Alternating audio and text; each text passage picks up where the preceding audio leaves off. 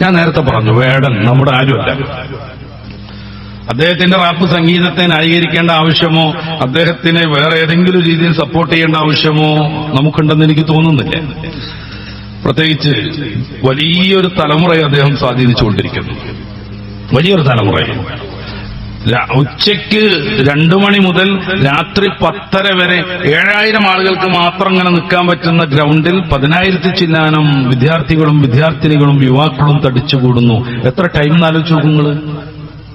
പൊരി വെയിലത്ത് അവർക്ക് അവരുടെ ശാരീരികമായ ആവശ്യങ്ങളൊക്കെ നിർവഹിക്കണ്ടേ, മൂത്രവഹിക്കണ്ടേ, മറ്റു കാര്യങ്ങളൊക്കെ ചെയ്യണ്ടേ.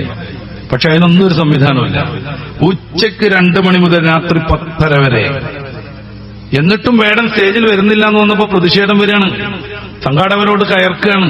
ഞങ്ങൾ വീട്ടിൽ പോലും പറയാതെ ഇങ്ങോട്ട് വന്നത് വേടനെ കാണാനാണ്, വേടനെ കൊണ്ടുവരീന്ന് പറയണം, വേടനെ കാണാനാണ്, കൊണ്ടുവരീന്ന് പറയാണ്. വേടനില്ലെങ്കിൽ ഈ പരിപാടി നടത്തണ്ടെന്ന് പറഞ്ഞ് പ്രശ്നം ഉണ്ടാക്കുകയാണ്. 10,000-ലധികം യുവത്വം. പണ്ട് എലികളുടെ ശല്യം കൊണ്ട് രാജ്യത്തിന്റെ പകുതി നൽകാം, എലിശല്യം മാറ്റിയാലെന്ന് പറഞ്ഞ ഒരു രാജാവിന്റെ കഥ നമ്മുടെ ഇംഗ്ലീഷ് കഥകളൊക്കെ വായിക്കുമ്പോൾ കാണുന്നുണ്ട് അല്ലെ. അന്ന് സംഗീതജ്ഞൻ വന്നു, അദ്ദേഹം പാട്ടുപാടി, അദ്ദേഹത്തിന്റെ കുഴലൂതി. അപ്പോ എലികളെല്ലാം അയാളുടെ പിന്നാലെ ഈ സംഗീതം ആസ്വദിച്ചുകൊണ്ടുപോയി. അയാളങ്ങനെ പുഴയിലിറങ്ങിപ്പോയി, എലികളൊക്കെ ചത്ത്. സംഗതി ശല്യം നീങ്ങിയപ്പോ രാജാവിന് ഈ രാഷ്ട്രം കൊടുക്കാൻ, പകുതി കൊടുക്കാൻ, പ്രഖ്യാപിച്ച സമ്മാനം കൊടുക്കാൻ ഒരു വിമ്മിട്ടം വന്നു അല്ലെ. അയാൾ പിന്നെയും ഊതി. അപ്പൊ നാട്ടിലെ കുഞ്ഞുങ്ങളെല്ലാം അയാളെ തുടർന്നു. അയാൾ അങ്ങനെ പോയിട്ട് പുഴയിലോ കടലിറങ്ങിയിട്ടുണ്ടെങ്കിൽ മൊത്തം കുട്ടികളോട് പോയി പോകും. രാജാവ് പ്രതിസന്ധിയിലായി, പറഞ്ഞ സമ്മാനം കൊടുക്കേണ്ടി വന്നു. അതാണ് ആ കഥയുടെ ആകത്തുക. ഇவ்விധം കുഞ്ഞുങ്ങളെ മൊത്തം സ്വാധീനിച്ചൊരു മനുഷ്യൻ, വേടനാവട്ടെ വേടനല്ലാത്തയാളാവട്ടെ, ഇவ்விധം കുഞ്ഞുങ്ങളെ വല്ലാതെ ആകർഷിച്ച് അവര് എല്ലാവരും ഇவ்விധം കൈകാര്യം ചെയ്യുന്ന, മനസ്സിലാക്കുന്ന, ഉൾക്കൊള്ളുന്ന, ഇഷ്ടപ്പെടുന്ന ഒരാൾ അവരെ ഏത് രീതിയിലും വേണമെങ്കിൽ മാറ്റിമറിക്കും. അതുകൊണ്ടാണ് ഞാൻ പറയുന്നത്, വേടൻ നമ്മൾ ന്യായീകരിക്കേണ്ട ഒരു കാര്യമേ അല്ലെന്ന്. അത് ഞാൻ പ്രത്യേകം പറയാൻ കാരണം, ഉന്നതന്മാരാകുന്ന പലരും, മധുവിനെ പോലുള്ളവർ, ഈ വേടന്റെ പിന്നിൽ ഉള്ളവരെ കുറിച്ച് പ്രത്യേകം പഠിക്കണം എന്നൊക്കെ പറഞ്ഞ് മുസ്ലിം സൊസൈറ്റിയെ പ്രതിസ്ഥാനത്ത് നിർത്തുന്നുണ്ട്. അതിന് ആരും അനക്കടണ്ട, അത്തരം ദിവാസ്വപ്നങ്ങളൊന്നും ആരും കാണണ്ട. മുസ്ലിം സൊസൈറ്റിക്ക് വേടൻ എന്ന് പറഞ്ഞാൽ ഈ ഇന്ത്യയിലുള്ള ഏത് സംഗതിയെ പോലെ ഒരു സംഭവം മാത്രമേ ഉള്ളൂ. അല്ല പ്രത്യേകം സപ്പോർട്ട് ചെയ്യേണ്ടതോ അദ്ദേഹത്തെ പ്രോത്സാഹിപ്പിക്കേണ്ടതോ രംഗത്തിറക്കേണ്ടതോ ആയ കാര്യമേ അല്ല. ഇത്രയൊക്കെ ആമുഖമായി പറഞ്ഞുകൊണ്ട് തന്നെ ഒരു കാര്യം പറയാതെ വയ്യ.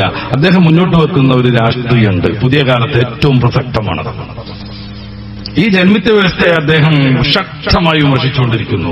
നല്ല ആശയമുള്ള വരികൾ കൊണ്ട് ഈ ജാതി ജന്മിത്വ വ്യവസ്ഥയെ അദ്ദേഹം ചോദ്യം ചെയ്തുകൊണ്ടിരിക്കുന്നു.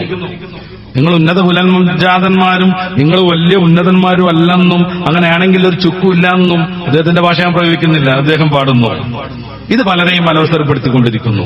നിങ്ങൾ ആരും അത്ര ഉന്നതന്മാരൊന്നുമല്ല, നിങ്ങൾ അങ്ങനെ വലിയ ഈ ജന്മിത്വം അഭിനയിക്കേണ്ടവരുമല്ല, നിങ്ങളുടെ കീഴിൽ കീഴാളരായി നിൽക്കേണ്ടവരല്ല. അയാളെപ്പോലെയുള്ള ഈ കറുത്ത വർഗക്കാർ അല്ലെങ്കിൽ ഈ നിറത്തിലൊന്നും പുതിയ വലിയൊരു സപ്പോർട്ട് കിട്ടാത്ത അദ്ദേഹത്തെ പോലെ ഉള്ള ആളുകളൊന്നും അങ്ങനെ നിങ്ങളുടെ പിന്നിൽ നിൽക്കേണ്ടവരല്ല.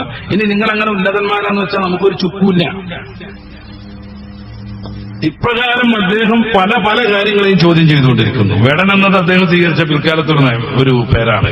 ഹിരൺദാസ് മുരളി എന്നാണ് അയാളുടെ പേര്. തൃശ്ശൂരുകാരനാണ്. അയാളുടെ അമ്മ ശ്രീലങ്കക്കാരിയാണ്. അതൊക്കെ വെച്ച് തീവ്രവാദത്തിലേക്ക് കൊണ്ടുപോയി അയാളെ കൂട്ടാനുള്ള ശ്രമങ്ങൾ വ്യാപകമായി നടന്നു. ഇനിയും പറഞ്ഞുകൊണ്ടേയിരിക്കുമെന്ന് അദ്ദേഹം പറഞ്ഞു. നമ്മുടെ പുതിയ രാജ്യത്ത്, പുതിയ വ്യവസ്ഥയിൽ ജനാധിപത്യം എന്നൊക്കെ പറഞ്ഞാൽ അത് കേവലം ഒരു ഓമനപ്പേര് മാത്രമാണ്. ഭരണാധികാരികളെ വിമർശിക്കാൻ പറ്റില്ല, ശക്തമായ കേസ് വരും. ചില ആളുകൾക്കൊക്കെ 4 കൊല്ലം 5 കൊല്ലം പിന്നെ വേടം പാടിയത് ഇപ്പോ അവരുദ്ദേശിക്കുന്ന ഏതോ ഒരാളെ കുറിച്ചാണെന്ന് പറഞ്ഞിട്ട് കേസ് കൊടുക്കാൻ തോന്നുകയാണ്. അവരുദ്ദേശിക്കുന്ന ഏതോ ഒരാളെ കുറിച്ചാണെന്ന്. ലോകാകെ ഉലകം ചുറ്റുന്നു, പൈസ ഒക്കെ കളയുന്നു, ഒരു ഉപകാരമില്ലാത്ത ഭരണാധികാരി എന്നൊക്കെ പറയുന്നത് അവർക്ക് ഇങ്ങനെ തോന്നുകയാണ്. അത് നമ്മളാളെ പറ്റി തന്നെ ആണല്ലോ. എന്നിട്ട് 4 വർഷം കഴിഞ്ഞിട്ട് ഇപ്പൊ അവർക്ക് കേസ് കൊടുക്കാൻ തോന്നുകയാണ്.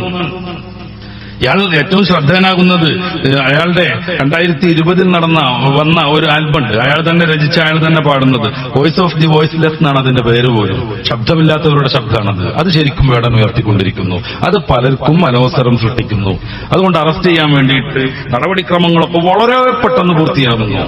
പലരുടെയും ആനക്കൊമ്പും പലരുടെയും പുലിനഖവും പുലിപ്പല്ലുമൊക്കെ ഇതിന്റെ മുന്നേയും വാർത്ത വന്നിട്ടുണ്ടെങ്കിൽ അവിടെ വീട്ടിലേക്ക് ഒരു FIR ഇടാൻ പോലും ഒരു പോലീസുകാരനും പോയിട്ടില്ലെങ്കിൽ വേടന്റെ കഴുത്ത് തൂങ്ങിക്കിടക്കുന്ന വെള്ളസാധനം പുലിപ്പല്ലാണെന്ന് പറയുകയും തീരുമാനിക്കുകയും അറസ്റ്റ് ചെയ്യുകയും ചെയ്യുന്നു. വിവിധ വകുപ്പുകൾ വളരെ പെട്ടെന്ന് ജാഗരൂകരാകുന്നു. ഇത് സ്വാഭാവികമായി വിമർശിക്കപ്പെടേണ്ടതാണ്. ഇതെല്ലാം ജാതീയതയുടെ പേരിലാകുമ്പോ, വർണ്ണവ്യത്യാസത്തിന്റെ പേരിലാകുമ്പോ ശരിക്കും വിമർശിക്കപ്പെടേണ്ടതുമാണ്. ഇന്ത്യ ജനാധിപത്യ രാജ്യമാണ്. എല്ലാവർക്കും നിലനിൽക്കാനുള്ള അധികാരമുണ്ട്. നമ്മുടെ ഭരണത്തെയും ഭരണകൂടത്തെയും നമ്മുടെ ഭരണ സംവിധാനങ്ങളെയും എല്ലാവരും ന്യായീകരിച്ചുകൊണ്ടിരിക്കണം എന്ന് ഇന്ത്യയിൽ നിയമമില്ല. അത് ഏത് ഭരണമാണെങ്കിലും. ഞാനൊരു പ്രത്യേക പാർട്ടിയെ ഉന്നം വെച്ചല്ല പറയണത്. ഇന്ത്യയിലുള്ള പ്രമുഖ പാർട്ടികളുണ്ട്, മാറി മാറി ഭരിച്ചു സങ്കല്പിക്കുക. അവരുടെ എല്ലാ തോന്നിവാസങ്ങളെയും ന്യായീകരിച്ചുകൊണ്ടിരിക്കണം ഇന്ത്യയിലെ ഓരോ മനുഷ്യനും എന്നത് ജനാധിപത്യ വിരുദ്ധമാണ്. അത് പണ്ടത്തെ നാട്ടുരാജ്യത്തിന്റെ നിയമമാണ്. പണ്ടത്തെ നാട്ടുരാജ്യത്തിൽ രാജാവ് എന്ത് പറഞ്ഞാലും അംഗീകരിക്കണമായിരുന്നു. നമുക്കറിയാലോ, രാജാവിനെ പറ്റിക്കാൻ വേണ്ടിയിട്ട് നഗ്നനാക്കി നടത്തിയ 2 എഴുത്തുകാരെ കുറിച്ച്. രാജാവിന് ഏറ്റവും നല്ല ഡ്രസ്സ് വേണം എന്നുള്ള വാശി വന്നപ്പോ അവര് കൊണ്ടുവന്ന ഡ്രസ്സ് സാങ്കല്പികമായിരുന്നു, സത്യത്തിലില്ലായിരുന്നു. പക്ഷെ അത് കാണണമെങ്കിലും അതിന്റെ മനോഹാരിത ആസ്വദിക്കണമെങ്കിലും നല്ല ബുദ്ധി വേണമെന്ന് അവർ ആദ്യമേ പറഞ്ഞു വെച്ചു. ആ കഥ നമ്മൾ വായിച്ചിട്ടുണ്ട്. ആദ്യമേ പറഞ്ഞു വെച്ചു. അപ്പോ ഇവരിങ്ങനെ കൊണ്ടുവരികയാണ്, പൊതിക്കാൻ അയക്കുകയാണ്. എന്നിട്ട് ഡ്രസ്സ് ഇങ്ങനെ എടുക്കുക. എന്ത് സൗന്ദര്യമില്ല, എന്നിട്ട് രാജാവ് അടിപൊളിയാവുന്നൊക്കെ പറഞ്ഞിട്ട് അവർ പരസ്പരം സംസാരിച്ചുകൊണ്ടിരിക്കുകയാണ്.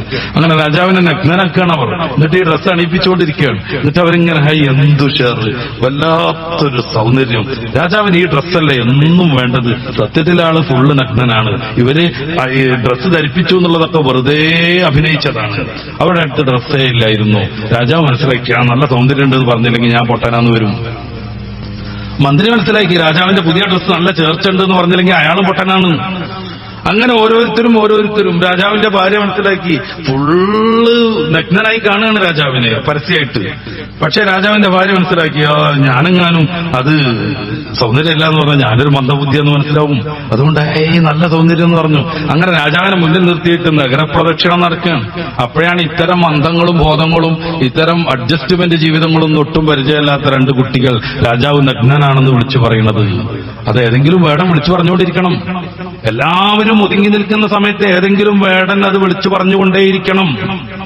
നമ്മൾ ആലോചിച്ച് നോക്കുക, ഗുജറാത്തിലൊക്കെ 5000-ലധികം മുസ്ലിം ഭൂരിപക്ഷ പ്രദേശങ്ങളിലെ വീടുകളാണ് അടിച്ചു നിരത്തിയത്, ബുൾഡോസർ രാജ് നടത്തിയത്. കഴിഞ്ഞ ആഴ്ചയിൽ ഒരു ദിവസം മാത്രം 350ഓളം മുസ്ലിം സ്ഥാപനങ്ങൾ, പള്ളികളും ഈദ്ഗാഹുകളും മദ്രസകളും ഉത്തർപ്രദേശിൽ ബുൾഡോസർ ചെയ്യപ്പെട്ടിട്ടുണ്ട്. നമ്മുടെ സുപ്രീം കോടതിയുടെ വിധിയുണ്ട് ഇനി അങ്ങനെ ചെയ്യരുതെന്ന്. ആ വിധി കുറച്ചാളുകൾക്ക് മാത്രം ബാധകമെന്നും ഉന്നത കുലജാതന്മാർക്ക് അത് ബാധകമല്ലെന്നും അവർ സ്വയം തീരുമാനിച്ചിരിക്കുന്നു. വെറുപ്പിന്റെ അങ്ങാടിയിൽ സ്നേഹത്തിന്റെ കട തുറന്നവർ ഒരു വരി കൊണ്ടുപോലും ഇതിനെ പ്രതിരോധിക്കുന്നില്ല. വെറുപ്പിന്റെ അങ്ങാടിയിൽ സ്നേഹത്തിന്റെ കട തുറന്ന കുറെ ആൾക്കാരുണ്ട്. ഫേസ്ബുക്കിൽ ഒരു വരി കൊണ്ടുപോലും, അരവരി കൊണ്ടുപോലും ഇതിനവർ എതിർക്കുന്നില്ല. എല്ലാവരും ഇതൊക്കെ അനിവാര്യമാണെന്ന വിശ്വാസത്തിൽ അങ്ങനെ മുന്നോട്ട് പോകുന്നു. സഹിക്കാൻ ഒരു വിഭാഗം, ചെയ്തുകൊണ്ടിരിക്കാൻ എല്ലാവരും. ഇത്തരം സന്ദർഭങ്ങളിൽ രാജാവ് നഗ്നനാണെന്ന് വിളിച്ചു പറയാൻ ഏതെങ്കിലും ഒരു വേടൻ ആവശ്യമുണ്ട്. ഇത് സമ്മതിക്കാതെ പറ്റില്ല. അദ്ദേഹം മുന്നോട്ട് വെക്കുന്ന രാഷ്ട്രീയത്തിന് വലിയ പ്രാധാന്യമുണ്ട്. മനുഷ്യനെ ഭിന്നിപ്പിക്കുന്നതിന്, വർഗവർണ്ണത്തിന്റെ പേരിൽ പറഞ്ഞ് അന്യോന്യം തെറ്റിപ്പിക്കുന്നതിന്, കൊല്ലുന്നതിന്, നീചവൃത്തി ചെയ്യിപ്പിക്കുന്നതിന്, മനുഷ്യനായി കാണാതെ പുഴുവായി മനസ്സിലാക്കുന്നതിന് എതിരെയുള്ള പ്രതികരണം എന്നും പ്രസക്തമാണ്. അത് ഏത് മതം ചെയ്താലും, ഏത് ഭരണകൂടം ചെയ്താലും, ഏത് വ്യക്തി ചെയ്താലും.